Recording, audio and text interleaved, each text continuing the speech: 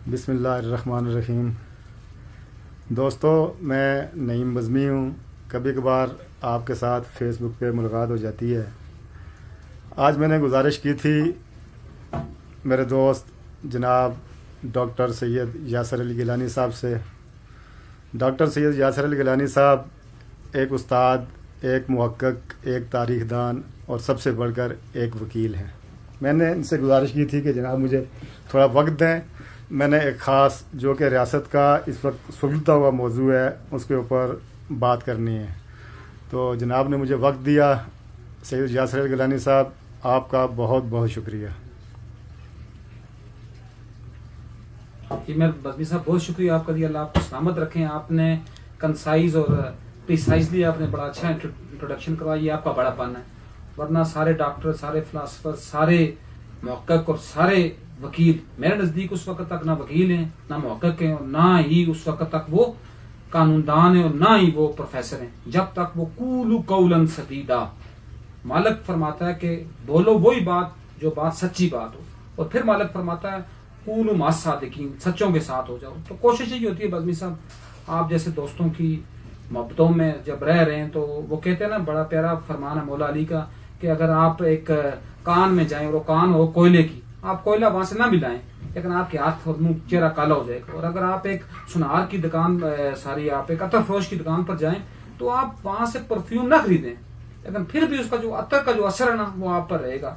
तो ये मेरे मालिक मौलाए कायनात का और पंचतन पाक की जात का करम, बालाए करम है कि उसने ये उनकी करम नवाजियों से मालिकुल मुल्क ने ये मलका दिया हुआ है जी कि जहां भी बोलते हैं हक बात बोलते हैं। किसी को पसंद आए तो फबही है, किसी को पसंद ना आए तो फिर भी हमारी तरफ से उसका कोई भी ना सरोकार है और ना हम उसकी किसी की आ और वाह की फिक्र करते हैं।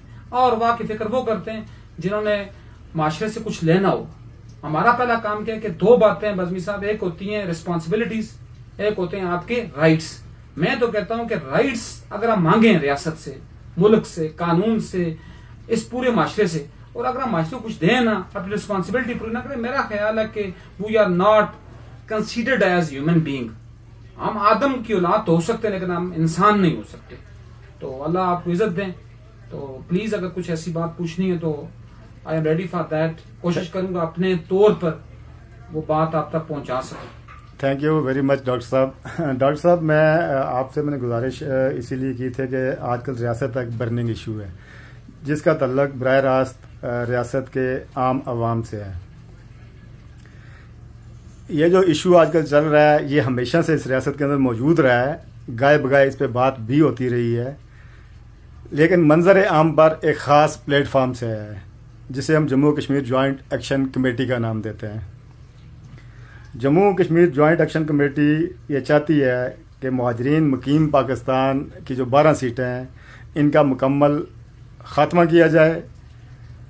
मैं जनाब की राय मांगना चाहता हूँ इस हवाले से, तो डॉक्टर साहब आप फरमाएंगे प्लीज। बहुत मेहरबानी बज़मी साहब। बज़मी साहब, अच्छा जो आपने पहले एक लफ्ज अदा किया मुहाजिरीन मुकीम पाकिस्तान, पहली बात तो मुहाजिर को यही नहीं है, क्योंकि अपनी रियासत के अंदर आप आईडीपीज तो हो सकते हैं, इंटरनली डिस्पर्स पर्सन, आप मुहाजिर कभी नहीं करवा सकते। क्योंकि अगर आप ये मान रहे हैं कि हम रियासत के एक हिस्से में रह रहे हैं, हम उसी रसूम और रिवाज के अंदर परोए हुए हैं, हम उसी एक कस्टम्स और उसी ट्रेडिशंस को हम लेकर चल रहे हैं, तो पहली बात तो यहाँ कोई मुहाजिर है ही नहीं है। और अगर मुहाजिर कहा भी जाए तो अक़वाम मुत्तहिदा, जिसको चलो हम उसको माने या ना माने, लेकिन वो एक बैनुल-अक़वामी फोरम तो हर हाल में मौजूद है ना, उसका चार्टर्ड है, उसके चार्टर्ड में कोई बंदा भी, even a single person, Bazmee साहब आप माशाल्लाह एक अच्छे, जिसको कहते हैं ना कि एक अच्छी नजर रखने वाले बंदे, साबिर इंसान है। 5 साल हर मुल्क में, मतलब बड़े बड़े जो कंट्रीज जिनको हम कहते हैं डेवलप्ड कंट्रीज, डेवलपिंग नहीं, ये under developing, developed countries like USA, like UK, like Scandinavian countries, हर मुल्क में ये कानून है कि 5 साल के अंदर आप किसी भी मुल्क का रेजिडेंसी, ज्यादातर मोस्टली जो है, बाजू में 10 साल भी है, तो 5 साल के अंदर अगर आप रेजिडेंसी सर्टिफिकेट ले सकते हैं, पीआरसी ले सकते हैं, तो हाउ इट पॉसिबल दैट कि वो लोग जो 78 सालों से या 80 सालों से डिस्पर्स्ड हुए हैं वो अपने आप को मुहाजिर कहें? मतलब ये मुमकिन ही नहीं है कि कोई 3 नस्लें जो है वो अपने आप को मुहाजिर कहें, ये पॉसिबल ही नहीं है। तो आपने जो बात बज़मी साहब ये फरमाई है, मेरा ख्याल है सीटों के हवाले से, तो ये जो छोटा सा द्रांति जितना एरिया है, मेरे एक दोस्त के उनकी कल मैं पोस्ट पर भी ये बात लिख रहा था, just only it is like a cord, मतलब एक तुकून की शक्ल की एक चीज है जिसका रकबा जस्ट ओनली 4444 मरबा मील है, जिसको अगर हम मरबा किलोमीटर में कहें तो 13,000 समथिंग मरबा किलोमीटर बनता है। ये जो पूरी रियासत है जिसको हम रियासत हाय मुतहदा जम्मू और कश्मीर और तिब्बत हा कहते हैं, चलो हम अगर तिब्बत को छोड़ भी दें तो इस पूरी का जो रकबा है वो है 84,471 मरबा मील। उसको अगर आप कन्वर्ट करें मरबा किलोमीटर, जिस तरह हमारे पाकिस्तान का रकबा है, हमारे हमसाये का के उनका रकबा है कितना 7,96,096 मरबा किलोमीटर। अगर उस पैमाने में इसको हम मार्क करें, उस पैमाने में इसको हम मैयर करें तो ये बनता है तकरीबन 2,22,000 समथिंग मरबा किलोमीटर में आएगा। इसके बेसिकली 4 हिस्से हैं, ये 4 हिस्सों में बटी हुई है। अगर उसको हम पहले कहें, 4 से पहले 3 हिस्सों की बात, मिसाल ये बात मेरा ख्याल है थोड़ी लंबी हो, क्या ख्याल है आपका? मैं पहले इसको प्रीफेस में जाऊं या जरूरत नहीं जाने की? डॉक्टर साहब आप अपनी बात जारी रखें। अच्छा, तो बल्कि साहब उसमें ये बात है ना कि 3 हिस्से हैं बेसिकली। एक है जिसको हम कहते हैं पीसी के, एक है आईसी के और एक चाइना का कंट्रोल जी। एक वो एरिया है जिसको हम आईसी कहते हैं, इंडियन कंट्रोल्ड कश्मीर। एक है पीसी के, पाकिस्तानी कंट्रोल्ड कश्मीर। और तीसरा हमारे पास जो चाइना के पास गया, चाइना के पास भी बाद में गया, 2 वजूहात पर गया। एक वजह वो हुई कि 18 माजरत के साथ 1962 में जो चाइना भारत की जंग हुई, उस जंग में उसने लद्दाख और लेह का कुछ इलाका, कुछ नहीं बल्कि राउंड अबाउट 18,000 मरबा मील का जो रकबा उसने इंडिया से छीना, तो उसके ऊपर उसने अपना कब्जा किया। और एक शिक्सगाम वैली है जिसको पाकिस्तान ने बरादराना मफ्तों की पींगे बढ़ाने के लिए वो चाइना को गिफ्ट किया। लेकिन उसमें एक बात अच्छी है कि उसमें ये वाज़े शिक लिखी हुई है कि जिस वक्त पूरी रियासत का कोई एक स्टांस बनता है, वो एक झंडे के तले जमा होती है, एक परचम के नीचे आती है, एक इकाई के नीचे आती है, तो उस वक्त चाइना जो है वो से लाजमत विड्रॉ करेगा और वो उस चीज को मानने का एल होगा, उस चीज को मानने पर वो हक बजानब होगा, उस चीज को मानने का वो पाबंद होगा कि जिसके साथ रियासत की अक्सरियती अवाम का जो होगा स्टांस उस तक जाएगा। वो स्टांस 3 बातें, या इंडिपेंडेंट स्टेट हो सकती है, या ये पाकिस्तान कैसा बन सकती है, या भारत कैसा बन सकती है। तो उसके बाद फिर 4 हिस्से कैसे बटे, 4 हिस्से बल्कि अब 5 हिस्से हो गए जी। अब 5 अगस्त 2019 में जो मोदी लाइन ने एक जिसको कहते हैं ना कि उसने एक कारी जरब लगाई, उसने अपने हिस्से का जो आईसीके का जो कश्मीर था उसकी यूनियन टेरिटरी को 2 हिस्सों में बांटा। एक का नाम उसने रखा जम्मू कश्मीर और एक को उसने लद्दाख का नाम दिया। अब वहां टेरिटरीज भी 2 हो गई हैं। लद्दाख को उसने बराह रास्त अपनी डोमेन का हिस्सा रखा हुआ है, बराह रास्त, और जो अपना जम्मू कश्मीर का इलाका है उसको किसी हद तक उसने थोड़ा सा खुद मुख्तारी का किसी हद तक रखा हुआ है। ये नहीं है कि है वो मुकम्मल तौर पर उसका प्रोविंशियल स्टेटस है, उसकी स्टेट के अंदर आती है, लेकिन कुछ थोड़ा बहुत उसको उसने डोमेन से अलग रखा हुआ है। लेकिन जो लद्दाख का एक बड़ा इलाका है, राउंड अबाउट 40,000 मरबा मील का इलाका, वो उसने बराह रास्त अपनी यूनियन टेरिटरी का हिस्सा बना दिया। एक जमीन के 2 हिस्से वहां बन गए, एक का दारुल हुकूमत आ गया करगिल और दूसरे का दारुल हुकूमत आ गया श्रीनगर, और फिर जो सरमाई दारुल हुकूमत है वो जम्मू है। अब मैंने पहले कहा 3 हिस्से, लेकिन एक बंदे ने उसके एक फ्रीक उसके आगे मजीद 2 हिस्से कर दिए। 2 हिस्से ये बन गए, एक हिस्सा जो चाइना के पास है, कितने हिस्से हो गए? 3 हिस्से हो गए। और एक हिस्सा जो है जो पाकिस्तान के कंट्रोल में था, इसका पाकिस्तान ने आगे मजीद 2 हिस्से बनाए हुए। और अल्लाह उन लोगों को, अगर वो कब्रों में हैं तो अल्लाह उनकी कब्रों को उनके लिए तंग करे, और अगर वो जिंदा है तो अल्लाह उनकी नज़ा को उनके लिए क्या करे जी, उनके लिए भयानक बनाए। माहिदा कायमा कराची, जिसमें 3 फरीक शामिल हुए, एक नवाब गोरमानी था जो वजीर बेमहकमा था और इसको वजीर अमूर कश्मीर का नाम दिया गया। दूसरे नंबर पर था जी यहाँ की जो खुद साख्ता हुकूमत, इनका मतलब ये बस इसका कोई मकसद ही नहीं है। खुद साख्ता क्या, ये हुकूमत जिसका नुमाइंदा था सरदार इब्राहिम खान, और तीसरा जो फरीक बना वो हुकूमत पाकिस्तान बनी। तो अब लोग कहते हैं कि सरदार इब्राहिम खान के जेली साइन नवाब गोरमानी ने किए थे, वो एक अलग की बातें हैं, लेकिन इसमें जितना कसूरवार नवाब गोरमानी है उतना ही कसूरवार सरदार इब्राहिम खान भी है। इन्होंने जो बड़ा इलाका था 35,000 मरबा मील का इलाका, जिसमें 2 बड़ी इलाके थे टेरिटरीज, एक बल्तिस्तान और एक गिलगित, उन दोनों का बराह रास्त अख्तियार उसने हुकूमत पाकिस्तान के उसने कब्जे में दिया, और एक छोटा सा इलाका द्रांति जितना, जिसके मैंने शुरू में बात की थी, और उसी के ऊपर मैं बात करूंगा जो बज़मी साहब ने मुझसे सवाल किया, जो सिर्फ 4444 मरबा मील का है। मैं अगर आपको कहूं तो आबादी में रावलपिंडी डिवीजन से छोटा है, सिर्फ छोटा नहीं है, उससे महा छोटा है। और रकबे में अगर कहें तो सिर्फ और सिर्फ अस्तौर एक जिला है, सिर्फ एक डिस्ट्रिक्ट अस्तौर से आधे से भी कम है। तो इसको उन्होंने अपने जो है ना कासा लेसों का और अपने चमचों और खर्चों का खाने का मरकज बनाया हुआ है। और इस खाने के मरकज को उन्होंने फिर आगे, जो अगर मैं कहूं कोई इंडिपेंडेंट कंट्री हो, जिस तरह like Pakistan, like India, like China, मैं इनकी बात नहीं करूंगी, ये हमारे हमसाये में आते हैं, उनके एक जिले से भी इसका पूरे का रकबा कम है, एक डिस्ट्रिक्ट से। मैंने पहले बता दिया रावलपिंडी डिस्ट्रिक्ट से, डिवीजन माजरत के साथ अगर मैंने डिवीजन की बात की है तो मैं उस बात को दोबारा रिवर्ट करता हूं। एक जिला रावलपिंडी से छोटा है आबादी में, और एक जिला गुजरावाला से छोटा है रकबे में, एक जिला अस्तौर से छोटा है रकबे में। इसके आगे मजीद 10 हिस्से बनाए गए, किसके लिए? ब्यूरोक्रेसी को नवाजने के लिए, ताकि हमारी जिसको कहते हैं उठ हमारी बनी रहे, हमारा एक शोशा बना रहे। और फिर उसके ऊपर डीसीज लगते हैं, कमिश्नर लगते हैं, एसीज लगते हैं, अफसर माल, अप टू सो ऑन, सारी गंद बला है। अब इसके आगे अगर होता, चलो किसी हद तक, जो 3 डिस्ट्रिक्ट इसके होते, एक मीरपुर, एक मुजफ्फराबाद और एक पुंछ, तो चलो किसी हद तक हम कहते चलो जी कुछ ना कुछ उसका कोई बनता है। आगे मजीद 10 जिले बने, फिर आगे यूनिवर्सिटियां बना दी। कैसे बना दी? सिर्फ अपने कासालेसों को वहां भर्ती करने के लिए 6-7 यूनिवर्सिटियां बन गई जी। चलो ये बातें लंबी हो रही हैं, मैं इन बातों को सम अप करता हूं, मैं अपने ही क्वेश्चन के ऊपर आता हूं। फिर आगे एक और बात है जी, बंदे को हंसी आती है। अब देखें जी कि पाकिस्तान की जो कंस्टिट्यूंसी बनती है वो 5 लाख, बज़मी साहब ये आपके लिए शायद आपने सुना होगा, लेकिन थोड़ी सी चलो मैं रिकॉल करता हूं। 5 लाख वोटर्स के ऊपर एक एनए का हल्का बनता है, नेशनल असेंबली का। तो यहां का कोई हल्का भी जो है वो 1 लाख या 1.5 लाख आबादी से ज्यादा का हल्का नहीं है। यहां उन्होंने 53 नाम ने आदि कंस्टिट्यूंसीज बनाई हुई हैं, जिनमें से 33 जो हैं, 33 वो बराह रास्त इस कश्मीर के अंदर आती हैं, बराह रास्त, जिनमें से आगे मजीद डिवाइड किया हुआ है नीलम से लेकर भिम्बर तक।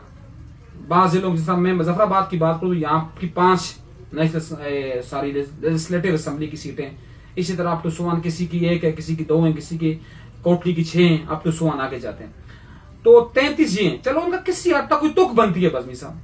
आगे बाकी है बकवास क्या जी, 12 सीटें, जिनके बारे में आपने शुरू में कहा माजरीन। पहली बात है वो माजर ही नहीं। उन 12 सीटों को सिर्फ और सिर्फ ये एक हमारा एक, मैं उसके बारे में कोई बुरी बात नहीं कहूंगा, लेकिन मेरे नजदीक वो बंदा इस रियासत का मुजरम है, वो भी, जबकि उसने बहुत काम अच्छे भी किए। उसका नाम है कैच खुर्शीद। उन्होंने अपने फायदे के लिए, क्योंकि वो लाहौर की कंस्टिट्यूंसी से इलेक्शन लड़ते थे, उन्होंने अपने फायदे के, जब बीडी सिस्टम खत्म हुआ और जब बीडी सिस्टम के तहत इंतखाबात हुए और उसके बाद डेमोक्रेसी आई 75 में, उन्होंने अपनी सीट को पक्का करने के लिए 12 सीटें माजरों में बांटी। उसमें ये भी शरीक है। मैं तो कहता हूं कैच खुर्शीद में तो फिर कुछ वर्थ थी, बाकियों में तो वर्थ भी नहीं है ना। उसे तो फिर चलो किसी अंदाज से दिया होगा। लेकिन क्या हुआ जी कि ऐसे ऐसे हल्के भी हैं बज़मी साहब, बंदे को हंसी के साथ रोना भी आता है। ये एक पिंडी का वैली का हल्का है, 6 जम्मू की सीटें और 6 वैली की। उसमें आप यकीन नहीं करेंगे 500 वोटों से आते हैं लोग। एक बाग है, सरदारा है, पिंडी में इलाका है, आपने देखा भी होगा बनी चौक के साथ, ठीक है ना। वहां एक बंदा है जो रक्षों का काम करता, रक्षा नहीं होते मोटर जो अपना चिंची रक्षा, वो चिंची रक्षों का काम करता था। वो भी यहाँ का वजीर ट्रांसपोर्ट है। क्या है वजीर ट्रांसपोर्ट? मतलब बंदे को हंसी के साथ रोना भी आता है, और बंदा कहता है अपने मुंह पर चपेड़े मारे या फिर आपके मुंह पर मैं चपेड़े मारू मदद के साथ, ठीक है, कि बंदा वो चिंची चलाने वाला बंदा यहाँ वजीर ट्रांसपोर्ट है। उसके बाद एक और था अब्दुल सलाम भट्ट, वो यहाँ का वजीर रह कर गया हुआ है। इसी तरह एक और है जी यहाँ माजिद खान, पूरी जिंदगी से उसने बाप दादों से खाते पीते आए हैं, ठीक है। उसका कंस्टिट्यूंसी है ये अपनी पेशावर सीट का नाम, और उसके अंदर ये मानसर एबटाबाद के भी इलाके 20 में आते हैं जो माजरीन के इलाके, ये भी लेकर आता है 32-3300 वोट। और क्या जी वजीर खजाना है। और आप आजकल साथ जी कश्मीर बैंक नामी एक ये जो एक अजूबा है, उसका वो बोर्ड ऑफ गवर्नर्स का चेयरमैन भी है। तो ये 12 सीटों की ये बात थी। लेकिन 12 सीटें जब दी गई, अब यहां एक और है हमारे जी जनाब पीर तरीकत रबर शरीयत राजा फारूक हैदर खान।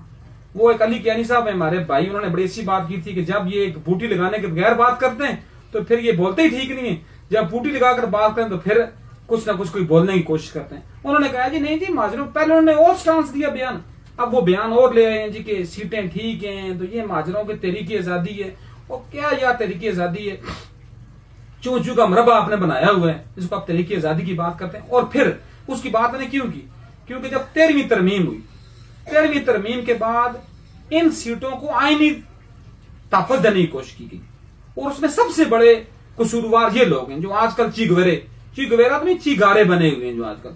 तो इन्होंने ये कहा, इन्होंने उसको असेंबली से उनको आईनी ताकत देने की कोशिश की। लेकिन पहली बात इस असेंबली की अहमियत क्या है, इस असेंबली को ये हैसियत ही नहीं है, ये सिर्फ जस्ट ऑनली लेजिस्लेटिव है असेंबली के, कानून साज। ये अवाम इलाका के लिए कानून साजी कर सकती है, इसका कोई काम नहीं है कि ये बाउंड्रीज को नीचे करे या ऊपर करे। पहली बात तो यहां तक बदमी साहब होगी, ठीक है।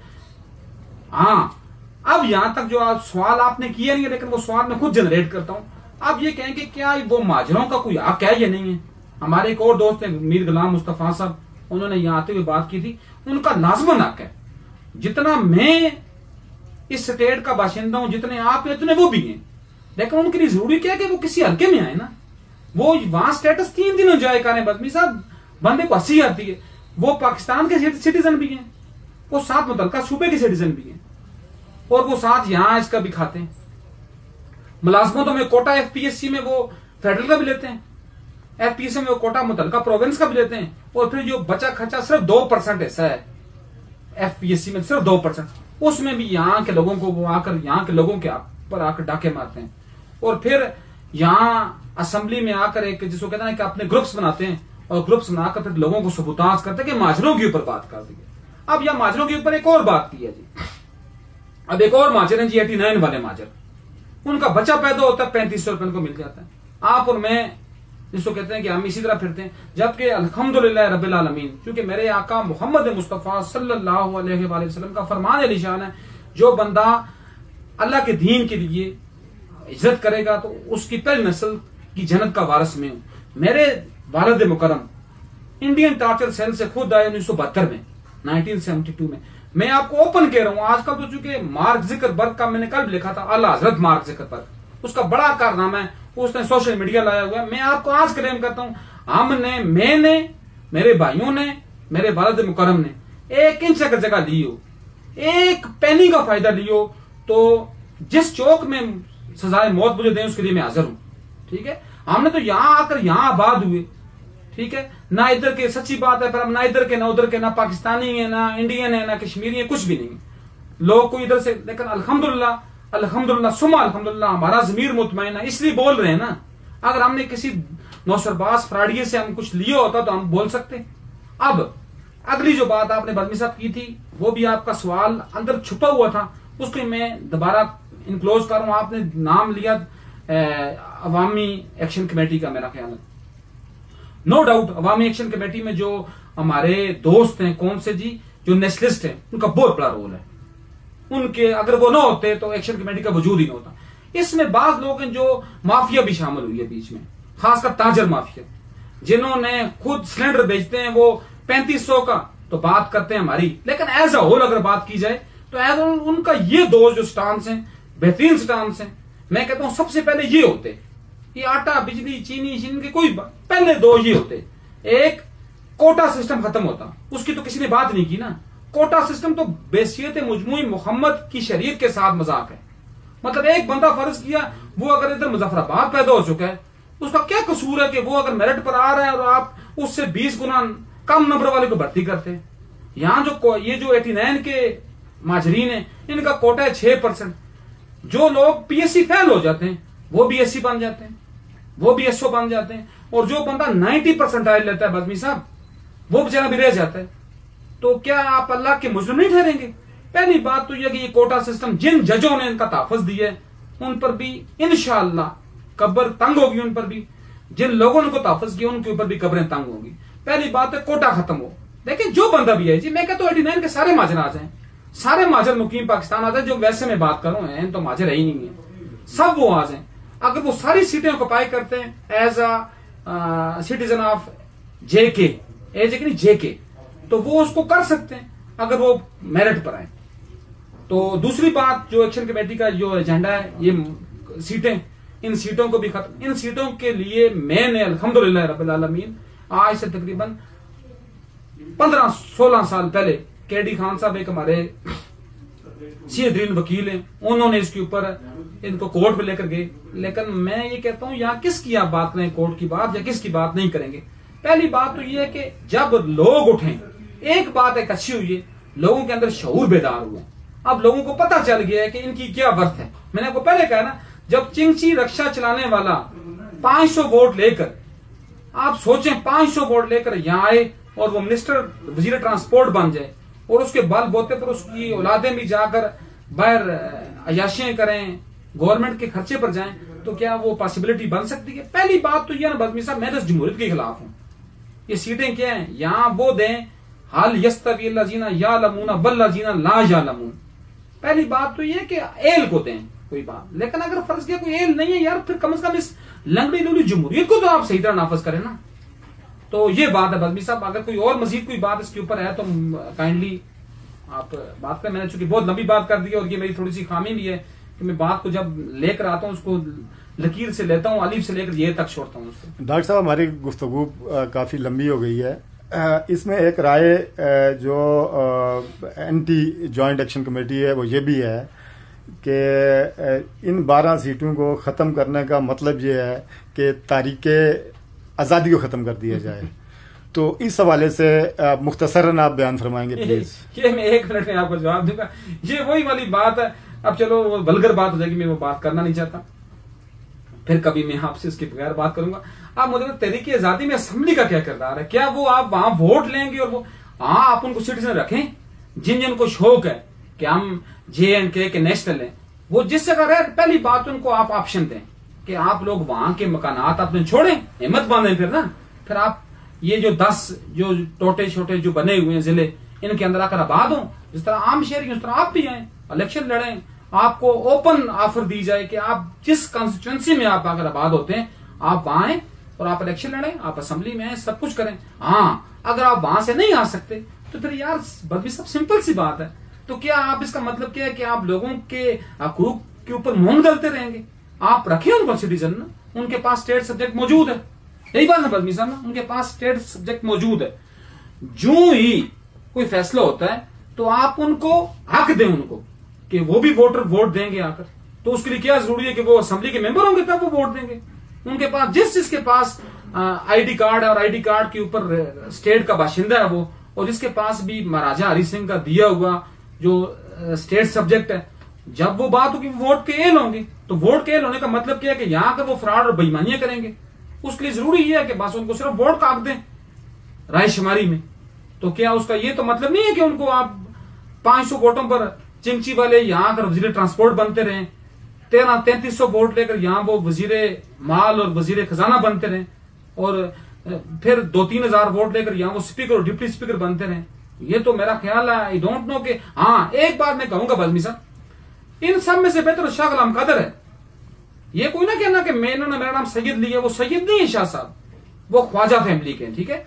लेकिन हमारे लिए मैं उनका मिसाल तब दे रहा हूं कि वो बेहतर इन सब में से। उन्होंने वहां पिंडी कंस्टिट्यूंसी छोड़ी, यहां पर वो नीलम वैली से वो इलेक्शन लड़ रहे हैं, वो जीते हुए इस दफा भी, अगली दफा जीते वो प्राइम मिनिस्टर बन जाए। हम उनको क्या उनका उखाड़ लेना, अच्छी बात है। वो यहां आकर यहां के लोगों के साथ रह रहे हैं, जो भी कर रहे हैं, चलो जैसे तैसा मैं नहीं कह रहा कि वो कोई बहुत ही कोई है, लेकिन इस तरह की बात करें आप आए। वरना ये जो है ना, ये फ्रॉड है कि स्टेट के बाशिंदे वो रहेंगे, वो उनके पास स्टेट सब्जेक्ट है, उसकी बेस पर वो रायशुमारी में वोट दे देंगे। बस so simple is that. Doctor साहब, आपने बहुत खूबसूरत बात की है, और जो सबसे आखिरी बात शाह गुलाम कादर साहब के हवाले से आपने बात की है कि उन्होंने रावलपिंडी का हल्का छोड़ा और नीलम से आके उन्होंने इलेक्शन लड़ा है। बेसिकली बैसियत आम शहरी, मेरा अपना स्टांस, मेरा अपना नुक्ता नज़र यही है कि जो महाजरीन मकीम पाकिस्तान है, आज़ाद हुकूमत रियासत जम्मू कश्मीर को चाहिए कि यहाँ के जो 10 अजला हैं उनमें से इनको तकसीम करें और 10 अजला में से उनको डोमिसाइल और स्टेट सब्जेक्ट जो जारी करें। रहें वो जहाँ मर्जी, कोई पाबंदी नहीं है, जहाँ भी रहें, आगे यहाँ वोट कास्ट करें, यहाँ आगे इलेक्शन लड़ें, असेंबली मेंबर बने और लोगों की फलाह बहबूद के लिए काम करें। और इन 10 अजला में से अपने कोटा लें और मुलाजमत में भी आए, हमें कोई एतराज नहीं है। बदमी साहब मैं यहाँ आपकी बात एक सिर्फ ज्यादा हुआ 10 सेकंड या 30, मैं आपकी बात से 100% एग्री करता हूँ, ठीक है। बल्कि मैं थोड़ी सी आपसी की बात से उनको थोड़ा सा और एज देता हूँ, उनको ये ऑप्शन दें खुला, वो 10 जिलों में से जिस जिले में अपनी पसंद से आए, चलो ये भी उनको खुला ऑप्शन है, लेकिन वो इन जिलों के कोटे के अगेंस्ट आए। कोटा तो चलो, कोटा तो पहले ही खत्म हो, लेकिन इन जिलों के अगेंस्ट वो इलेक्शन भी लड़े, नौकरियां भी लें, चपरासी भर्ती हो फिर भी हमारी बला से, वो एसीएस बन जाए फिर भी हमारी बला से, हमने कौन सा उनका कुछ ले लेना उनसे। आपका बहुत शुक्रिया डॉक्टर साहब, इंशाल्लाह फिर कभी आपको तकलीफ देंगे हम। इस वक्त के लिए आपका बहुत बहुत शुक्रिया।